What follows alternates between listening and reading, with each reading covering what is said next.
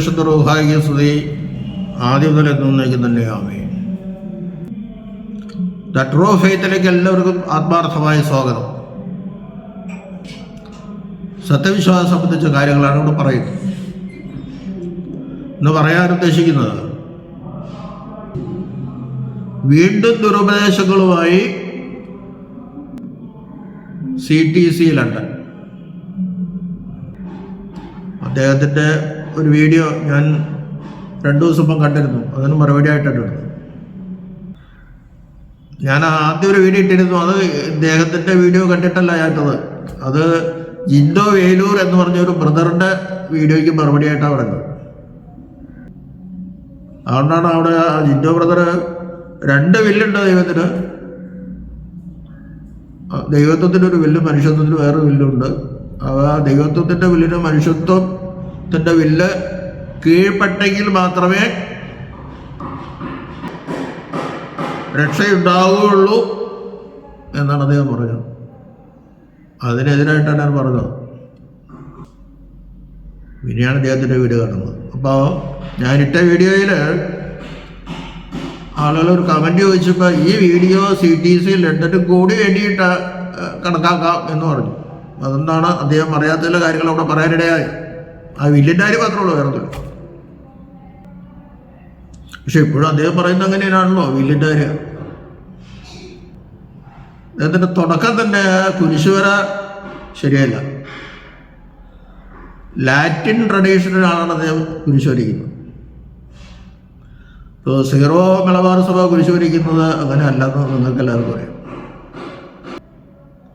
പിതാവിൻ്റെയും പുത്രൻ്റെയും പരിശുദ്ധ റൂഹായുടെയും നാമത്തിൽ എന്നാണ് അദ്ദേഹം കുരിശ് വരയ്ക്കുന്നത്. അത് നമ്മുടെ യാക്കോബക്കാർ ചെയ്യുന്നത്. ലാറ്റിൻകാരും അത് തന്നെയായിരുന്നു, ഇപ്പോഴും അവരത് തന്നെയാണ്. പക്ഷെ സീറോ മലബാർ ചെയ്യുന്നത് പിതാവിനും പുത്രനും പരിശുദ്ധ റൂഹായുടെയും നാമത്തിൽ, പിതാവിൻ്റെയും പുത്രൻ്റെയും പരിശുദ്ധ റൂഹായുടെ നാമത്തിൽ നെറ്റിൽ നിന്നെടുത്ത് വലതുവശത്തേക്ക് വന്ന് ഇടതുവശത്തേക്ക് വരാണ്. ഇദ്ദേഹം കുരിശ് വരച്ചത് ലത്തീൻ മോഡലിലാണ്, ആ ട്രഡീഷനിലാണ്. ഇപ്പോഴത്തെ ഏത് സഭയിലാണ് നിൽക്കണേ? അത് പല സഭകൾ കൂടിയതാണല്ലോ. 24 സഭ കൂടിയിട്ടുണ്ട് കത്തോലിക്ക സഭ. ഇദ്ദേഹം സീറോ മലബാറിൽ വിശ്വസിക്കുന്നുണ്ടോയെന്ന് എനിക്കറിയില്ല. തുടക്കത്തിൽ തന്നെ അദ്ദേഹം അങ്ങനെ ചെയ്തു. പിന്നെ മറ്റൊരു കാര്യം, സേവ്യരോസ് പിതാവിനും നഖശിഖാന്ത് എതിർക്കാണ് അദ്ദേഹം.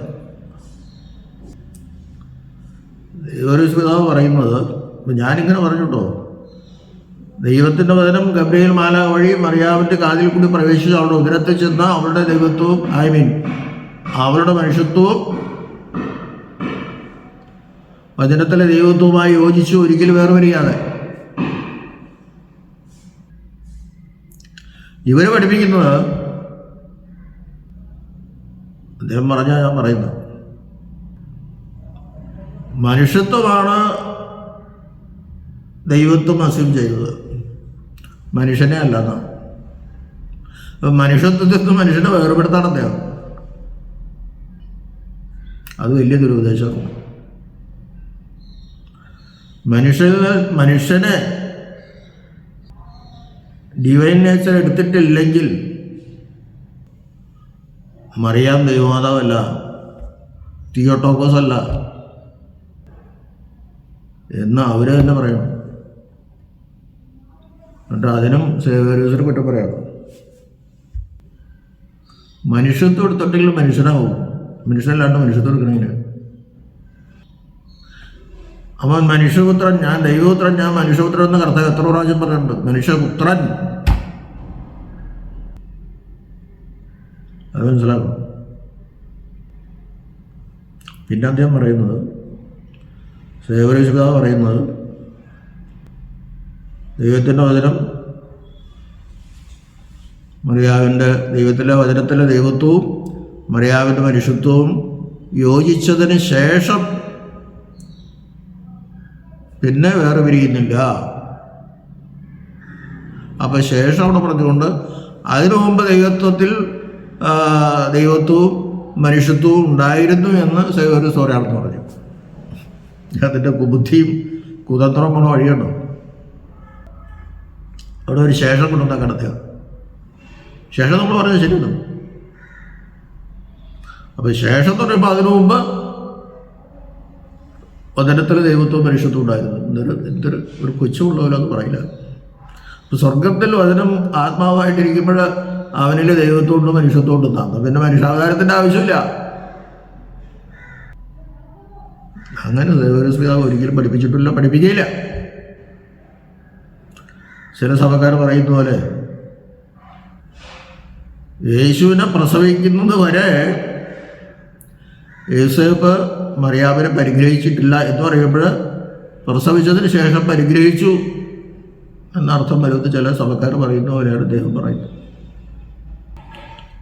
മറിയാമിനെ പറ്റിയുള്ള കാര്യങ്ങൾ പിന്നെ പറയാം. അതും തെറ്റായ ഉപദേശം. ഇന്ന് കണിയാമ്പറമ്പിലച്ഛനെ പിടിച്ചു.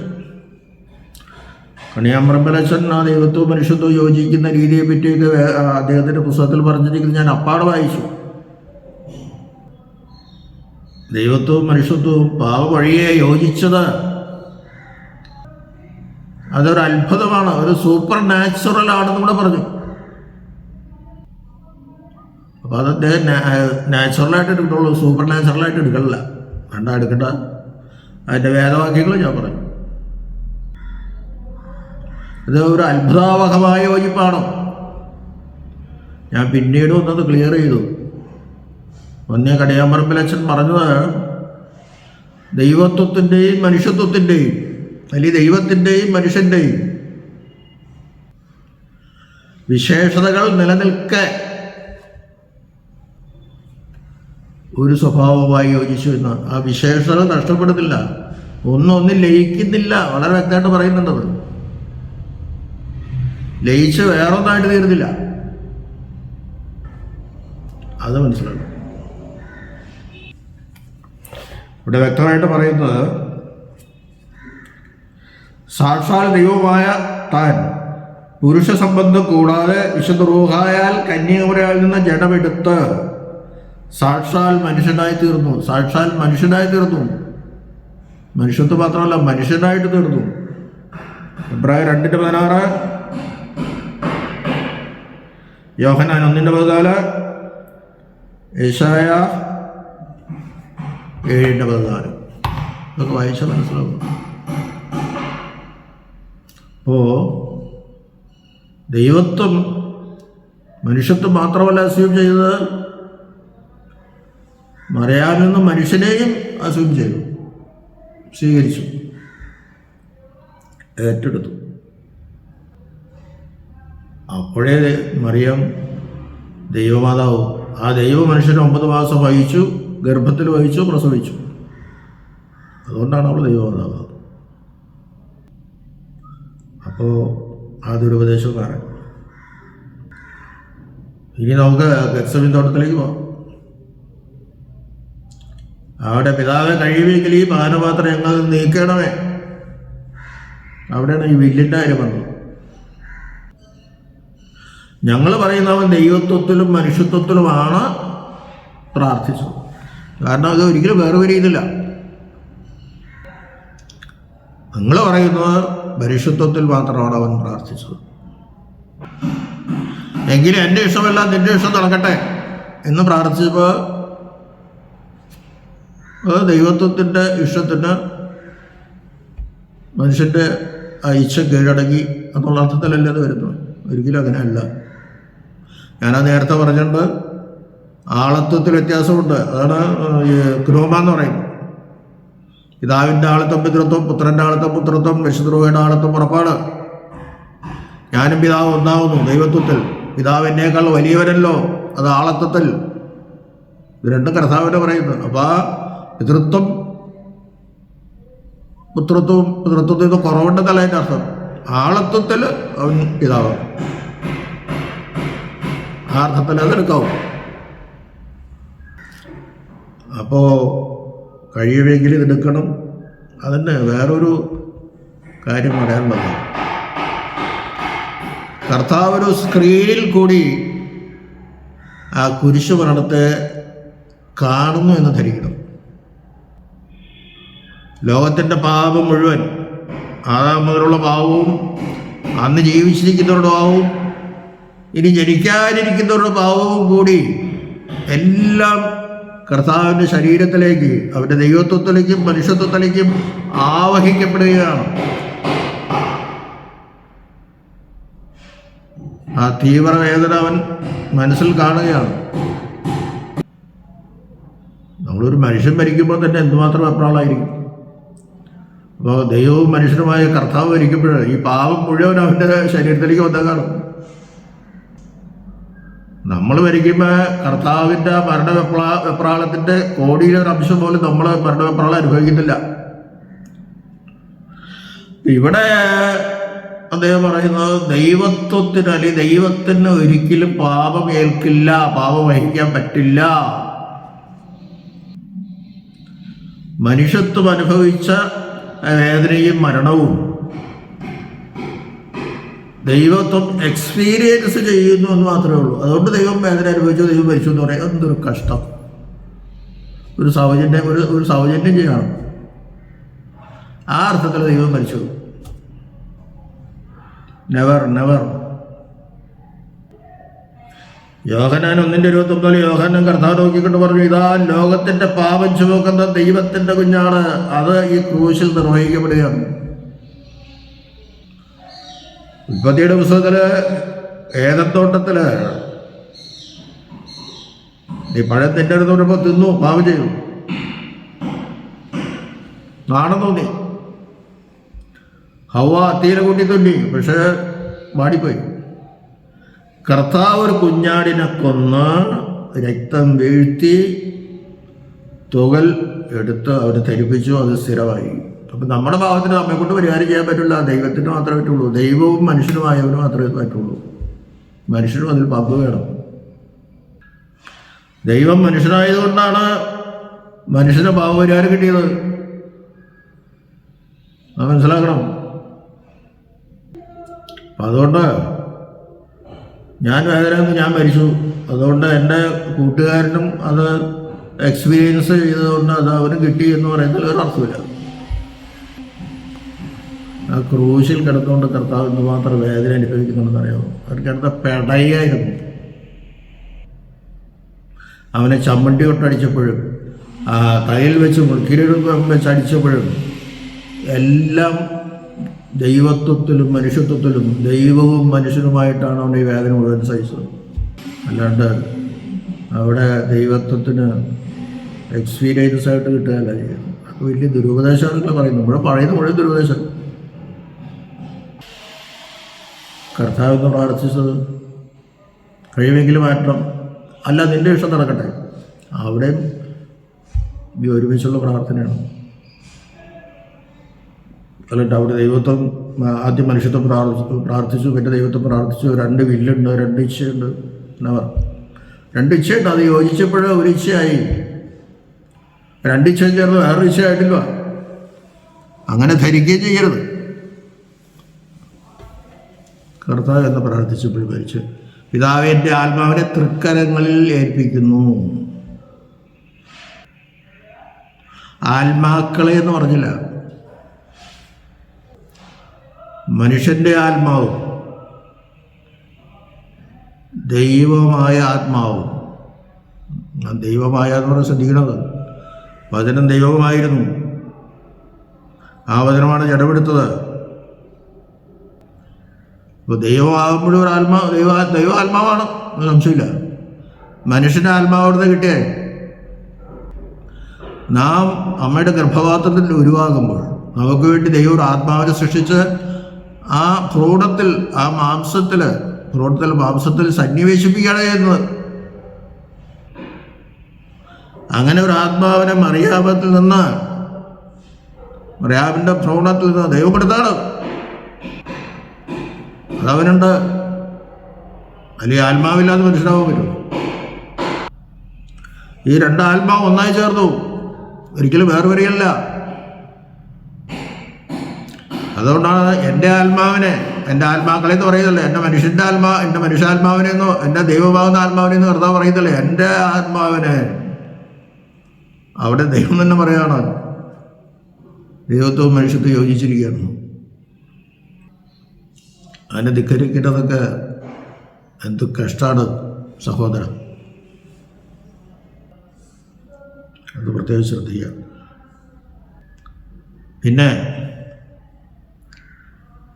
വേറൊന്നും ദൈവം പറഞ്ഞത്, ഞാൻ കുർബാനയിൽ വീഞ്ഞും വെള്ളവും ചേർക്കുന്നതിനെ പറ്റിയാണ്. 50% വീഞ്ഞും 50% വെള്ളവും. ഞാൻ പറഞ്ഞത് ശരിയാണ്. പിന്നെ 100% എന്ന് പറഞ്ഞു. പിന്നെ 30% എന്ന് പറഞ്ഞു. ആരും പറഞ്ഞത് ശരിയാണ്. അവിടെ എത്രമാത്രം ദൈവത്വം ഉണ്ടോ അത്രയും മനുഷ്യത്വം ഉണ്ട്. ആ അളവിനെ ഞാൻ സൂചിപ്പിച്ചുള്ളൂ. ശതമാനം എന്നൊരു വാക്ക് പറയുമെന്നും പറഞ്ഞുകൊണ്ട് 30, 60, പിന്നെ 40 എവിടെ പോയി അച്ഛൻ ചോദിക്കേണ്ടത്? അവർ ബാലിശമാണത്. 40 ഞാൻ വേറെ നേച്ചറുണ്ടെന്ന് ഞാൻ പറഞ്ഞില്ലല്ലോ. പറഞ്ഞോ? എന്തുമാത്രം ദൈവത്വം ഉണ്ടോ അത്രമാത്രം മനുഷ്യത്വമുണ്ട്. അതാണ് അവിടെ സൂചിപ്പിക്കുന്നത്. അത് ബാലിശമാക്കിയിട്ട് ഈ കുതന്ത്രം ബുദ്ധി അതിനകത്ത് ചേർത്തുകൊണ്ട് ആ മരണമൊക്കെ തെറ്റാണ്. അതുപോലെ ആ മരണമൊക്കെ തെറ്റാന്നാക്കി. അദ്ദേഹം പറഞ്ഞത്, വീഞ്ഞ വെള്ളത്തിലൊഴിക്കുമ്പോൾ വെള്ളവും വീഞ്ഞ ഒന്നായി. പിന്നെ വേറെ ഒരിക്കാൻ പറ്റുമോ? പറ്റില്ല. അതിനെ ഞങ്ങൾ വിശ്വസിക്കുന്നത്. പിന്നെ അദ്ദേഹം പറഞ്ഞ ഒരു കാര്യം, വെള്ളവും വീഞ്ഞോട് ചേർന്നപ്പോൾ വേറൊരു വസ്തുവായി. അത് ശരിയാണ്. പക്ഷെ അതിനു മുമ്പ് ഞങ്ങൾ പറഞ്ഞിട്ടുണ്ട്, ഒന്നും ലയിച്ച് വേറൊന്നാകുന്നില്ല എന്ന് തത്വത്തിൽ പറഞ്ഞിട്ടുണ്ട്. അവിടെ നേരത്തെ പറഞ്ഞിട്ടുണ്ട്. അപ്പം ആ ഭാഗം ഇവിടെ എടുക്കണ്ട. അത് അങ്ങനെ അവരുടെ എടുക്കാണ്ട് പറ്റുമെന്ന് വെച്ച് കഴിഞ്ഞാൽ ദൈവത്വവും മനുഷ്യത്വവും യോജിച്ച് വേർപിരിയുന്നില്ല എന്ന് ആ ഭാഗം സൂചിപ്പിച്ചപ്പോൾ നേരത്തെ പറഞ്ഞിട്ടുണ്ട്, ഒന്നും ലയിക്കുന്നില്ല. ആ ലയിച്ച കാര്യം ഇവിടെ പറയണ്ട. അത് ഇതിനകത്ത് പ്രസക്തവുമില്ല. അതെടുത്ത് ബുദ്ധി പ്രയോഗിച്ച് പ്രസക്തമാക്കി അവിടെ വിഷയം ഉണ്ടാക്കണം. ഇങ്ങനെ ഓരോ കാര്യങ്ങൾ അദ്ദേഹം പറയണം.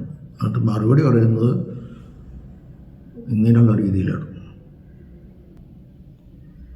മറിയാം പിന്നെ പറഞ്ഞു, മറിയാം ദൈവമാതാവെന്ന് സംശയം കൂടാതെ എല്ലായ്പ്പോഴും പ്രസംഗിച്ച ഒരു പവർ സേവ്യരുടെ യാക്കോബായ ഇന്നും തുബ്ദാനിയിൽ ഓർക്കുന്നു. ശരിയാണ്. ആ സംശയം കൂടാതെ എന്ന് പറയുമ്പോൾ അതിനു മുമ്പ് സംശയം ഉണ്ടായിരുന്നില്ല എന്നാ ചോദിക്കാം. വളരെ ബുദ്ധിമാൻ. എഫേസസ് വെച്ച് അറിയൂസിൻ്റെയും മറ്റ് വേദവിരീതങ്ങളൊക്കെ തച്ചുടച്ച് പറയാൻ ദൈവമാതാവ് തന്നെ സമർത്ഥിച്ചു. പക്ഷെ അറിയൂസിൻ്റെയും മറ്റ് വേദവിരീതം ഇന്നും നിലനിൽക്കുകയാണ്. അറിയൂസിനെ പുറത്താക്കിക്കൊണ്ട് അറിയൂസ് പറഞ്ഞിരുന്നില്ല. നെസ്തോറിയന്മാരും ഇന്ന് അത് തന്നെ മകളുണ്ടാക്കിക്കൊണ്ടിരിക്കുക. അതുകൊണ്ടാണ് മറിയം സംശയം കൂടാതെ ദൈവമാതാവെന്ന് എല്ലായ്പ്പോഴും പ്രസവിച്ചവൻ എന്ന് ചേർത്തത്. അപ്പോൾ സംശയം എന്ന് പറഞ്ഞപ്പോൾ ഇതിനു മുമ്പ് സംശയം ഉണ്ടായിരുന്നു, ഇപ്പം ഇല്ല. ഈ ഇതിനൊക്കെ വ്യാഖ്യാനിച്ചാൽ എന്ത് ചെയ്യും? ഞാനൊരു കാര്യം ചോദിക്കട്ടെ, ഈ ലിയോ 14 മാപ്പാപ്പ വന്നതിന് ശേഷമല്ലേ ഈ സഹരക്ഷ എന്ന് ഉപയോഗിക്കരുതെന്ന് പറഞ്ഞത്? കാര്യം ഒരു പ്രബോധന രേഖ ഒപ്പിട്ട് ആദ്യം മുതലില്ല സഹരക്ഷയാണെന്ന്. പക്ഷേ ജോൺ പോൾ 2 മാർപ്പാപ്പ 6-7 പ്രാവശ്യം പറഞ്ഞിട്ടുണ്ട് സഹരക്ഷ എന്ന്. അത് നിങ്ങളത് സമ്മതിക്കണ കാര്യമാണ്. അദ്ദേഹത്തിന് കുറച്ചുകൂടെ ആയുസ് കിട്ടിയെങ്കിൽ തീർച്ചയായിട്ടും സഹരക്ഷ എന്നുള്ളത് അദ്ദേഹം ഉറപ്പിച്ചത്. അത് പോട്ടെ, ഞങ്ങൾ ഒരിക്കലും സഹരക്ഷ എന്ന് വാക്ക് ഉപയോഗിച്ചിട്ടില്ല. പിന്നെ 1854 നിങ്ങൾ പറഞ്ഞു മറിയാം അമലോത്ഭവയാണ്. എന്തിനാ ഈ മറിയം ജനിച്ചപ്പോൾ തന്നെ അമലോത്ഭവമായിരുന്നു. ജനിച്ച ഉദരത്തിൽ വെച്ചിട്ട് പരിശുദ്ധാത്മ പറഞ്ഞ് അവളെ ആദാമ്യ ഭാവത്തിൽ നിന്ന് രക്ഷിച്ചു എന്ന്. എന്തിനങ്ങനെയൊക്കെ പറയണം? ദൈവത്തിന് എപ്പോൾ വേണമെങ്കിലും ഇവളെ വിശുദ്ധയാക്കാൻ പാടില്ലേ? കൃപ ലഭിച്ചവളെ, കൃപ നിറഞ്ഞവളെ, കൃപ ലഭിച്ച പോലെ കൃപ നിറയണം. ആ കൃപ നിറഞ്ഞെങ്കിൽ മാത്രമേ ഈ ദൈവത്തെ അവൾക്ക് ഉദരത്തിൽ വഹിക്കാൻ പറ്റുള്ളൂ. കുറച്ച് കൃപ കിട്ടിയാൽ പോരാ. അതുകൊണ്ടാണ് ഞങ്ങൾ കൃപ നിറഞ്ഞവളെ എന്ന് പറയുന്നത്. മറിയാവിനെ പറ്റി ഒന്ന് പറയുമ്പോൾ ഈ കാര്യങ്ങൾ പറയാതിരിക്കാൻ പറ്റുമല്ലോ. പിന്നെ ഞങ്ങൾ നന്മ നിറഞ്ഞവളെ എന്നല്ലെന്ന്, അത് അബദ്ധം, ശുദ്ധ തെറ്റാണത്. ആ പ്രമാണിയോട് കർത്താവ് പറയുന്നത് നന്മ അറിഞ്ഞതിൻ്റെ ഒരുത്തൻ്റെ ഉള്ളൂ, ദൈവം മാത്രമേ ഉള്ളൂ. അപ്പം ഞാൻ ദൈവമാണോ എന്ന് വിശ്വസിക്കുന്നുണ്ടെന്നാണ് എൻ്റെ അർത്ഥം. കൃപ ദൈവത്തിൻ്റെ ധാരാളം. നന്മ നമ്മൾ പണിയെടുത്തുണ്ടാക്കണം. നമ്മളെ ഒരിക്കലും അറിയാൻ നന്മ നിറഞ്ഞവളല്ല. അങ്ങനെയായ ട്രിനിറ്റിയിൽ 4ാമത്തെ ആളായി. ഇങ്ങനെയൊക്കെയുള്ള കാര്യങ്ങൾ അമലോത്ഭവമാണ്, നന്മ നിറഞ്ഞവളാണ്, സ്വർഗാരോപിതയാണ്, പിന്നാലെ വരുന്നുണ്ട്. ഇതൊക്കെ പറയുമ്പോൾ ജനം ഇത് ധരിക്കുന്നത് സ്വത്വത്തിലെ 4ാമത്തെ ആളാണ്. അപ്പോൾ ട്രിനിറ്റിയിൽ വ്യത്യാസം വന്നൊന്നും ജനം ധരിക്കും. ആരും കുറ്റം പറഞ്ഞിട്ട് കാര്യമില്ല. പിന്നെ 1950 പറഞ്ഞ മറിയാം സ്വർഗാരോപിതയാണ്. ഇപ്പോഴാണ് അത് സ്ഥിരപ്പെടുത്തുന്നത്. 1950 വരെ എൻ്റെ പൊന്നു സഹോദര, സ്വർഗത്തിൽ വിശുദ്ധ തൃത്വവും മാലാഖമാരല്ലാതെ വേറെ ആരും അവിടെ ഇല്ല. പെന്തക്കോസ്തുകാർ അങ്ങനെയൊക്കെ വിശ്വസിക്കുന്നു. മരിച്ച ഉടനെ സ്വർഗം അല്ലെങ്കിൽ നരകം. സ്വർഗവും നരകവും ഒക്കെ കർത്താവിൻ്റെ 2ാമത്തെ വരവിന് ശേഷമുള്ള അനുഭവങ്ങളാണ്. ആരും നരകത്തിലൊന്നും പോകില്ല. ഇപ്പോൾ ഞങ്ങൾ വിശ്വസിക്കുന്ന പറയട്ടെ കേട്ടോ, ഇപ്പോൾ മരണശേഷം ഒന്നുകിൽ പാതാളത്തിൽ പോകും അല്ലെങ്കിൽ പറുദീസയിലേക്ക് പോകും. കർത്താവിൻ്റെ മരണശേഷം അവൻ്റെ ആത്മാവിൽ നിന്നോ ശരീരത്തിൽ നിന്നോ ദൈവത്തെ വേർപെട്ടില്ല. അതാണ് ഞങ്ങളുടെ വിശ്വാസം. ആ ദൈവത്വം ആത്മാവിലുണ്ടായിരുന്നു, ശരീരത്തിലുണ്ടായിരുന്നു. ആ ദൈവത്വമുള്ള ആത്മാവോട് കൂടിയാണ് അവൻ പാതാളത്തിൽ ചെന്ന് അവിടെയുള്ള ആളുകളോട് പ്രസംഗിച്ചത്. അത് 1 പത്രോസ് 3:18-19-20-4-6 ഉണ്ടത്. ആദമേ ആദമേ ആദമേ എന്നവൻ വിളിച്ചു എന്നാണ് പറയുന്നത്. വേദപുസ്തകത്തിലില്ല കേട്ടോ. പക്ഷേ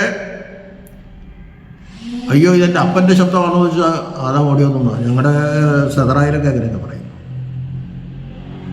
പ്രാർത്ഥനാ പുസ്തകങ്ങൾ പറയുന്നത്. നിങ്ങൾക്ക് ഇനി ഇവിടെ കിടക്കണ്ട, നിങ്ങൾക്ക് പാതാളത്തിൽ നിന്ന് പുറത്തെടുക്കാം, ഞാൻ നിങ്ങൾക്ക് വേണ്ടി മരിച്ചു, പാപത്തിന് പരിഹാരം വരുത്തി. അതുകൊണ്ട് നിങ്ങൾക്കെല്ലാവർക്കും വിശ്വസിക്കുന്നവർക്ക് ഞാൻ പറുദീസയിലേക്ക് കൊണ്ടുപോകാം. പോരെ, എല്ലാവരും പോയിന്നാ. ഈ പറുദീസ എവിടുന്ന വലതുഭാഗത്തെ കളരോട് എന്താ പറഞ്ഞു? നിങ്ങൾ വലതുഭാഗത്ത് പറയട്ടെ, വേണ്ട പോട്ടെ. ഇന്ന് നീ എന്നോട് കൂടെ പറുദീസയിലിരിക്കും. നീ രാജ്യത്തെ പ്രാപിച്ചപ്പോൾ എന്നെ ഓർക്കണമെന്ന് ഉറപ്പെടും. നീ ഇന്ന് എന്നോട് കൂടെ പറുദീസയിലിരിക്കും. ഇന്ന് തന്നെ നീ ഇരിക്കും. കാരണം അവന് 100% മാനസാന്തരം ഉണ്ടായതാണ്. അതുകൊണ്ടാണ് അവൻ ഓഫർ കൊടുത്തത്. പാതാളത്തിലെ കടന്ന ആത്മാവിന് പിന്നെ പുറത്തെടുക്കാൻ പറ്റില്ല. ആ പാതാളം പൂട്ടപ്പെട്ട് കിടക്കുക. നീതിമാന്മാരുടെ ആത്മാക്കൾ മുകളിൽത്തട്ടിലും പാപികളുടെ ആത്മാക്കൾ കീഴ്ത്തട്ടിലുമാണെന്നാണ് ഞങ്ങൾ വിശ്വസിക്കുന്നു. ഈ 2 സ്ഥലത്ത് അവൻ പ്രസംഗിച്ചപ്പോൾ അവരൊക്കെ ആ ബന്ധനത്തിൽ നിന്ന് അങ്ങനെ കിടന്നാൽ പിന്നെ ഇങ്ങോട്ട് കിടക്കാൻ പറ്റില്ല. പക്ഷേ കർത്താവിനൊന്നും സാധ്യമല്ല. അവൻ തുറന്നു കൊണ്ടുവന്നു. അതാണ് പറുദീസയിൽ പോകുന്നത്. പരിശുദ്ധന്മാരുടെ ആത്മാക്കൾ പറുദീസയിലും തെറ്റ് ചെയ്തവരുടെ ആത്മാക്കൾ പാതാളത്തിൽ കിടക്കുകയാണ്. എങ്കിലും പാതാളത്തിലൊരു വേണ്ടി പ്രാർത്ഥിക്കാം. നിങ്ങൾ ശുദ്ധീകരണ സ്ഥലത്ത് കിടക്കുന്നവനെ പ്രാർത്ഥിച്ച് അവന് വേണ്ടി യാഗം കഴിച്ച് കുർബാന ചൊല്ലിച്ച് അവൻ്റെ ദണ്ഡനം പൂർത്തിയാകുമ്പോൾ അപ്പം തന്നെ സ്വർഗത്തിലേക്ക് കയറ്റുന്നതാണ്. ഞങ്ങളങ്ങനെ വിശ്വസിക്കുന്നില്ല. പാതാളത്തിലും തെറ്റ് ചെയ്തവരോടെ കിടന്ന് വേദന അനുഭവിക്കുന്നുണ്ട്. നമ്മൾ പ്രാർത്ഥിക്കുന്നുണ്ട്. കർത്താവിൻ്റെ 2ാമത്തെ വരവിൽ നീ ക്ഷമിച്ച് ഇവനെ സ്വർഗത്തിലേക്ക് കൊണ്ടുപോകണം. പറുദീസയിൽ കടത്തിയിട്ട് സ്വർഗത്തിലേക്ക് കൊണ്ടുപോകണമെന്ന് ഞങ്ങൾ പ്രാർത്ഥിക്കുന്നു. കാരണം പറുദീസ നഷ്ടപ്പെട്ട പറുദീസയിൽ ആദ്യം പ്രവേശിച്ചിട്ട് അവിടുന്ന് വേണം സ്വർഗത്തിലേക്ക് പോകാൻ. ആത്മാവിന് മാത്രം സ്വർഗമില്ല സഹോദര. ശരീരത്തോടു കൂടിയേ സ്വർഗമുള്ളൂ. കർത്താവ് അങ്ങനെ പോയത്. മരിച്ച ഉടനെ കർത്താവിൻ്റെ ആത്മാവെന്ന് സ്വർഗത്തിലേക്ക് പോയില്ല. പിതാവിൻ്റെ അടുക്കൽ പോയിട്ടുമില്ല. എന്നെ തുടർന്ന് ഞാനിതുവരെ പിതാവിൻ്റെ അടുക്കൽ പോയിട്ടില്ലെന്ന് കർത്താവ് വ്യക്തമായിട്ട് പറയുന്നവരോട് പറയുന്നുണ്ട്. ഞാനിതൊക്കെ വിശദീകരിക്കണം നിങ്ങളുടെ വിശ്വാസത്തിൻ്റെ തെറ്റുകളെ ചൂണ്ടിക്കാണിക്കാനാണ്. മറിയാമിനെ പറ്റി പറഞ്ഞപ്പോഴേ അടുത്ത മറുപടിയിൽ താങ്കൾക്ക് മറുപടി തന്നോ?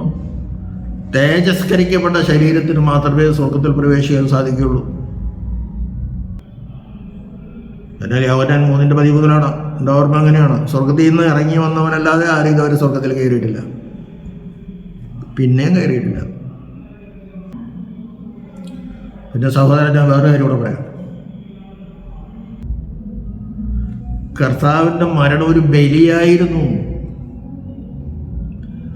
ക്രൂശിൽ അവസാനത്തുള്ളി രക്തം വരെയും ഊറ്റിക്കൊടുത്ത്, ആർക്കാ? പിതാവിന് ഊറ്റിക്കൊടുത്ത് ജനത്തിൻ്റെ പാപത്തിൻ്റെ പരിഹാരം വരുത്തി. ബലി എന്ന് പറയുമ്പോൾ മരണം നടന്നെങ്കിൽ ബലിയല്ല. മനുഷ്യത്വം കഷ്ടാനുഭവിച്ചിട്ട് ദൈവത്തോട് എക്സ്പീരിയൻസ് കണക്കിനല്ല നിലപാട്. അയാളോട് നടക്കൂല. ഞങ്ങൾക്ക് വേണ്ടി ക്രൂശിക്കപ്പെട്ടവരെ നിങ്ങൾ ചൊല്ലൂല, കാരണം ദൈവം മരിക്കില്ല അത്ര. ക്രൂശിക്കപ്പെട്ടു ഇപ്പോഴും വിശ്വസിക്കുന്നില്ല അത്ര. ദൈവവേദി പരിശുദ്ധം വലവാരിന്യ പരിശുദ്ധം മറല്ലാത്തറിഞ്ഞ പരിശുദ്ധരാകും. അത് കർത്താവിന് മാത്രം ഉദ്ദേശിച്ച് പറയുന്നതാണ്. അതിനെപ്പറ്റി ഒരു വീഡിയോ പിന്നിട്ടുള്ളത്. അപ്പൊ അവൻ ബലിയായി തീരുക ചെയ്ത്, ദൈവത്വത്തിലും മനുഷ്യത്വത്തിലും ബലിയായ ദൈവ മനുഷ്യന് മാത്രമേ സാൽവേഷൻ തരാൻ സാധിക്കുകയുള്ളൂ. അത് സഹോദരൻ മനസ്സിലാക്കണം. ദൈവത്വം മനുഷ്യത്വം വേർതിരിഞ്ഞ് നിൽക്കുന്നു. അപ്പോൾ മറിയാമിൻ്റെ ഉദരത്തിൽ ദൈവത്തുള്ള ഒരു ശിശു, മനുഷ്യത്തുള്ള ഒരു ശിശു, 2 ശിശു ഉണ്ടായോ? അപ്പം അങ്ങനെ വേണ്ട വിശ്വസിക്കും. 2 2 സ്വഭാവം പോലേക്ക് പോകുന്നത്. ഒരു ശരീരത്തിൽ തന്നെ എങ്ങനെയാന്ന് ഈ വേർപെട്ട് നിൽക്കുന്ന, അതിന് ഡിവിനിറ്റി കൂടുതലാണ്, ഹ്യൂമാനിറ്റി കുറവാണെന്നൊക്കെ നിങ്ങൾ പറയും. എൻ്റെ അറിവ് ശരിയാണെങ്കിൽ 40% വെള്ളവും 60% മീഞ്ഞുമാണ് നിങ്ങൾ കുർബാനയ്ക്ക് ചേർക്കണമെന്ന് ഞാൻ ധരിച്ചു വെച്ചിരിക്കുന്നത്. തെറ്റാണെങ്കിൽ ക്ഷമിക്കുക. കാരണം എപ്പോഴും നിങ്ങൾ ദൈവത്വത്തിൻ്റെ കൂടുതൽ പ്രാധാന്യം കൊടുക്കുകയാണ്. ഞങ്ങൾ ദൈവത്വത്തിനും മനുഷ്യത്വത്തിനും, ദൈവത്തിനും മനുഷ്യനും ഈ കാര്യം സംബന്ധിച്ച് യോജിച്ചാണ്. അളവിൽ വ്യത്യാസമില്ല. ദൈവത്തിനും മനുഷ്യർക്കും ഇടയിൽ മധ്യസ്ഥൻ ഒരുവൻ, മനുഷ്യനായ യേശുക്രിസ്തു തന്നെ. മനുഷ്യനായ എന്ന് എടുത്തു പറയാണ്. അപ്പൊ ദൈവം അല്ലാതല്ല. ദൈവത്തോട് പെരുമാറാൻ ദൈവവും മനുഷ്യരോട് പെരുമാറാൻ മനുഷ്യരുമായിരിക്കണം. അങ്ങനെ മധ്യസ്ഥനാകാൻ പറ്റുള്ളൂ.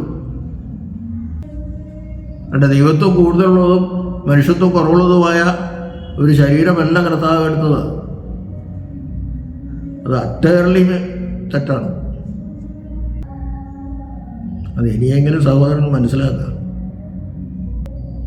തെറ്റി എന്ന് ഒരിക്കലും പറയില്ലെന്ന് എനിക്കറിയാം. കാരണം പിടിച്ചോടുത്ത് തന്നെ പിടിച്ചു വെക്കണതാണ് സഹോദരൻ്റെ സ്വഭാവം. എന്നോട് പലരും പറഞ്ഞെങ്കിൽ ഇപ്പോൾ എനിക്ക് അനുഭവത്തിലായി ഈ ബുദ്ധിയും കുതന്ത്രമൊക്കെ. ഒരു ദിവസം പറയാത്ത കാര്യങ്ങളായി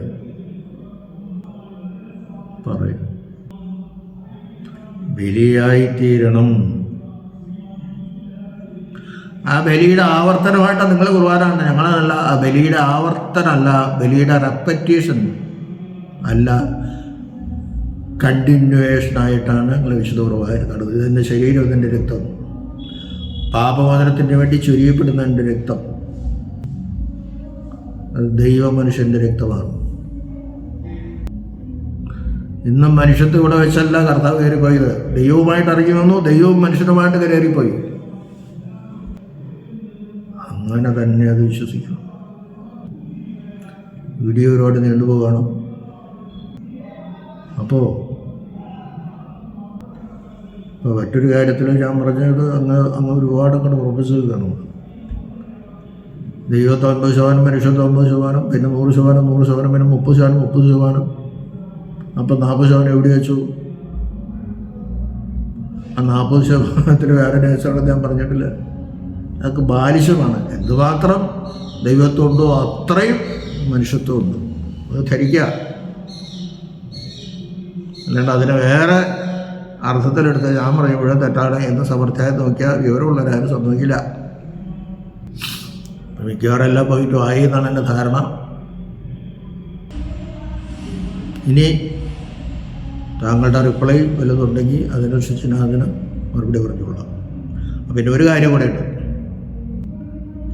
യാക്കോബക്ക എന്ന പേര് വന്നത് 544 ശേഷമാണെന്നു. എന്തൊരു കഷ്ടമാണെന്ന്.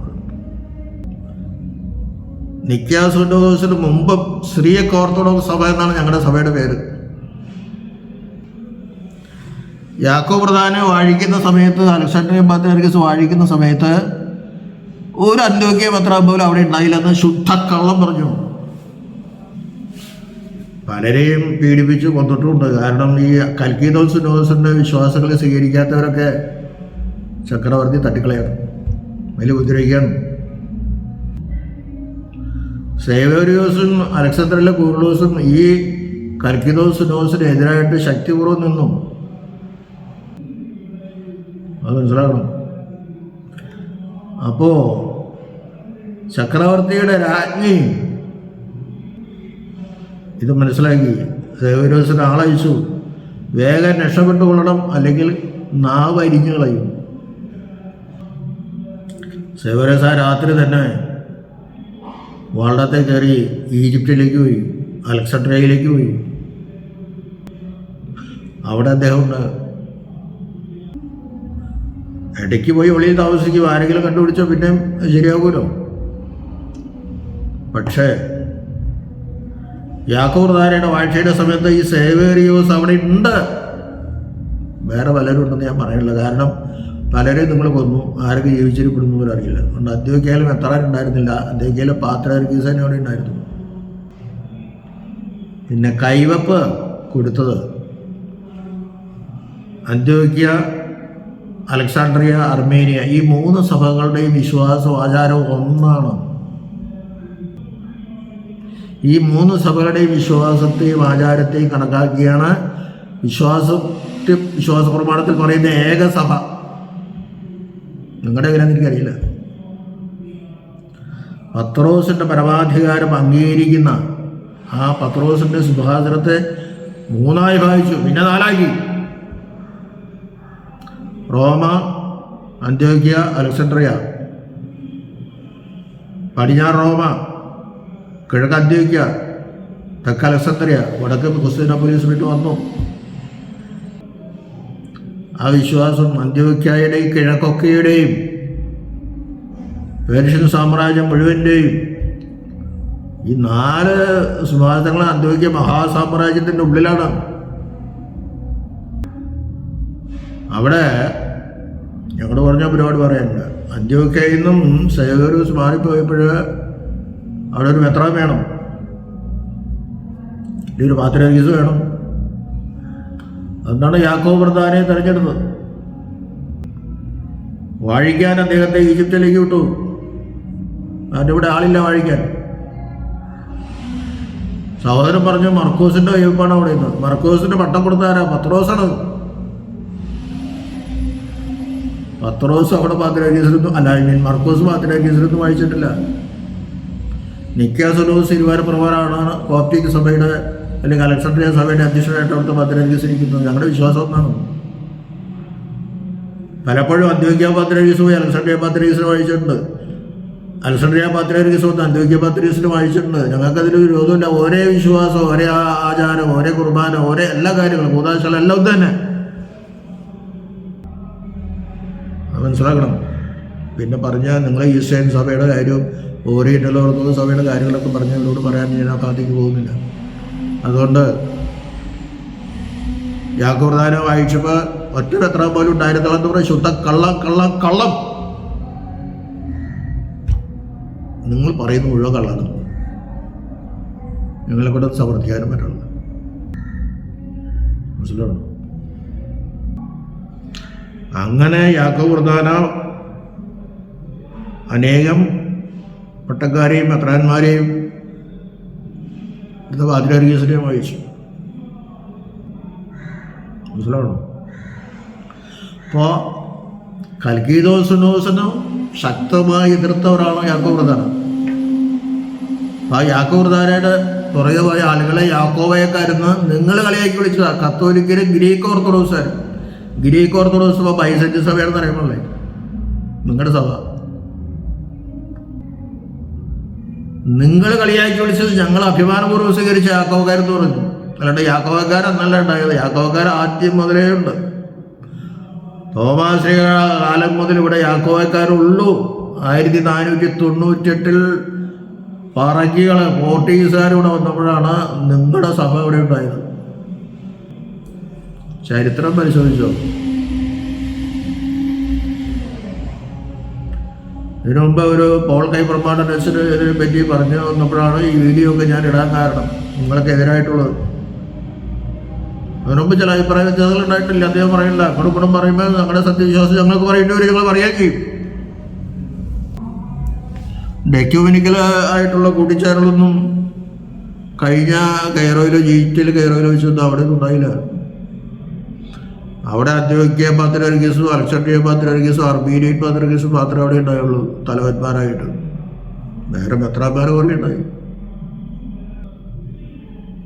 മിക്ക സുനോസിലും മറ്റേ 3 സുനോസുകളിലും പോപ്പ് ഒരിക്കലും വന്നിട്ടില്ല.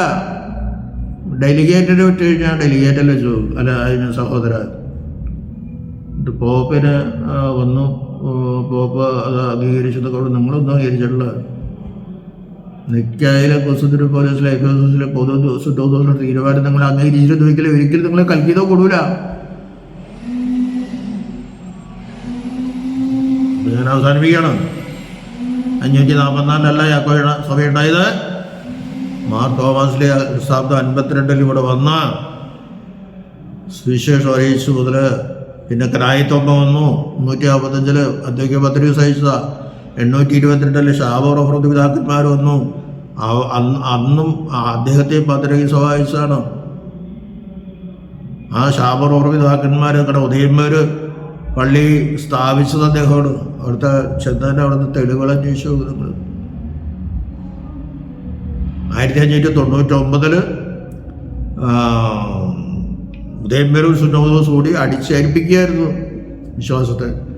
പക്ഷേ ഞങ്ങളുടെ ആളുകളൊന്നും ഉറച്ചു നിന്നു. അവിടെ ഞങ്ങളതിൽ ഒപ്പിടില്ലെന്ന് പറഞ്ഞു. തല്ലുകൊണ്ട് പീഡനം അനുഭവിച്ചവർ തിരിച്ചു പോന്നു. പിന്നെ ഒരു 54 കൊല്ലം റോമാ പോപ്പിൻ്റെ കീഴിൽ ഞങ്ങൾക്ക് ഇരിക്കേണ്ടി വന്നു. അത് സത്യമാണ്. ഞങ്ങളാരും അനുവദിച്ചിട്ടില്ല. ഞങ്ങൾക്ക് വേറെ അന്ത്യോക്യായിൽ ഒരു ഭാവമായി കിട്ടിയില്ല. അതുകൊണ്ടാണ് 1653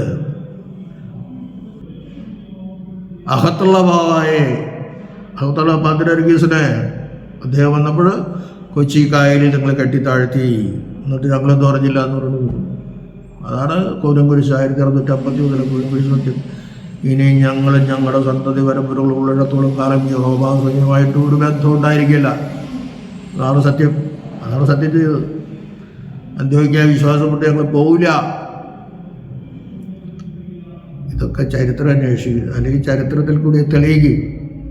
വെറുതെ പറഞ്ഞിട്ടൊന്നും കാര്യമില്ല. സേവരസ് അങ്ങനെ പറഞ്ഞു ശുദ്ധനോണ, അലക്സാണ്ട്രിയ ഇങ്ങനെ പറഞ്ഞു ശുദ്ധനോണ. രേഖകളൊക്കെ ആർക്കും ഉണ്ടാക്കാൻ പാടില്ല. പക്ഷെ ചരിത്ര രേഖകൾ പരിശോധിക്കണം. ഞാൻ അവസാനിപ്പിക്കുകയാണ്. സമയം ഒത്തിരിയായി. അതുകൊണ്ട് സത്യം മനസ്സിലാക്കുക. ഇതിന് മറുപടി പറഞ്ഞു, ഞാൻ മറുപടി പറഞ്ഞു. ദൈവം എല്ലാവരെയും അനുഗ്രഹിക്കട്ടെ.